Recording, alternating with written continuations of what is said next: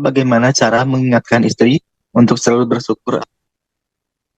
Cara mengingatkan istri untuk selalu bersyukur ya gini ya. Yang membulak-balik hati itu adalah Allah. Ingat rumus dasarnya ya. Hati ini ada di antara dua jari Allah. Allah muqallibal qulub. Allah lah yang membulak-balik hati. Kita tidak bisa mengubah hati siapapun. Ini penting sekali ya. Jadi yang bisa mengubah adalah Allah, termasuk hati kita. Kita juga yang mengubah adalah Allah. Jadi jangan lupa yang pertama doa. Jadi Allahumma a'inni ala zikrika wa syukrika wa husni ibadatik. Ini doa syukur ya. Rabbi auzidni an ashkura nikmatakallati. Selanjutnya ada. Nah, kita doakan juga istrinya supaya jadi ahli syukur. Jadi jangan sampai kita hanya doa untuk diri sendiri. Doakan ya Allah, jadikan keluarga kami jadi ahli syukur. Suami jadi ahli syukur, istri ahli syukur, anak ahli syukur. Ini jarang dilakukan. Seakan-akan menyuruh. Bukan begitu. Yang pertama minta ke Allah. Yang kedua, kita yang jadi ahli syukur. Allah melihat nih. Tadi teh siapanya, isinya atau suaminya yang kurang syukur tuh? Istrinya. Suaminya jadi ahli syukur betulan. Salah satu ciri ahli syukur adalah banyak sujudnya. Rasulullah Shallallahu Alaihi Wasallam ketika tahajud itu sampai bengkak kakinya, ya maksudnya saking lamanya berdiri ya. Ditanya, ya Rasul, engkau sudah diampuni dosa lalu dan yang akan datang, tapi kenapa ibadah segini kuatnya? Afala akunu abdan syakuro. Apakah tidak boleh saya jadi hamba yang bersyukur? Jadi orang syukur itu bisa dilihat dari sholatnya, tahajudnya.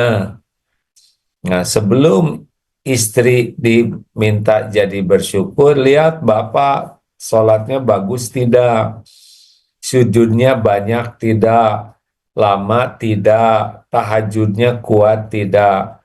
Allah melihat kelakuan suaminya, apakah suaminya ahli syukur tidak, apakah suaminya bersyukur tidak terhadap keadaan istrinya, kebaikan istrinya, jasa istrinya. Nah, jangan sampai suami hanya nuntut istri jadi ahli syukur, padahal suami sendiri tidak mensyukuri eh, keberadaan istrinya, kebaikannya, jasanya. Tetap itu menjadi kunci, karena yang bisa ngebulak-balik hati istri kan Allah. Nah, Allah melihat nih kelakuan suami ini setiap waktu, apakah dia termasuk ahli syukur atau tidak. Bagaimana kita menuntut istri ahli syukur, kitanya nggak syukur. Atau gini, menuntut istri ahli syukur karena dianggap kurang berterima kasih. Salah. Terima kasih memang bagian dari syukur, tapi bukan satu-satunya. Ya, sesudah doa, beri contoh. Nah, ini rumus ketiga bahwa, tolong digarisbawahi ya, tuntut diri berubah, bantu yang lain berubah. Maksud yang lain tuh suami, istri, anak, tetangga. Dan jadi posisi kita itu bukan menuntut, tapi membantu. Karena yang membulak-balik hati adalah Allah. Jadi kita bantu, kayak orang belajar berenang ya bantu, orang belajar nyetir bantu. Namanya juga pembantu, bukan menghakimi. Jadi kalau misalkan didapati istri atau suami belum bersyukur, ya kita nggak boleh mengenal lelah, tidak boleh jadi jengkel, tidak boleh jadi marah. Terus aja, karena yang membulak-balik hati adalah Allah, bukan kita. Ya, kita hanya membantu saja bisanya. Ya. Jadi kita, misalkan saya udah ngasih tahu tapi belum juga, ya udah, karena kita beramal ya, amal kita nggak bisa mengubah siapapun. Kita terus evaluasi, kita istighfar, apalagi ya istighfar. Jadi kalau misalkan anak belum sesuai harapan, kita tobat, ya Allah ampun, saya belum jadi suami yang benar. Ampun, saya belum jadi ayah yang baik. Ampun ya Allah, saya belum bisa mendidik dengan sungguh-sungguh dan benar. Ampun, saya belum jadi contoh. Ampun ya Allah. Nah, begitu. Kalau belum berhasil, istri atau suaminya berubah, yang dilakukan tobat.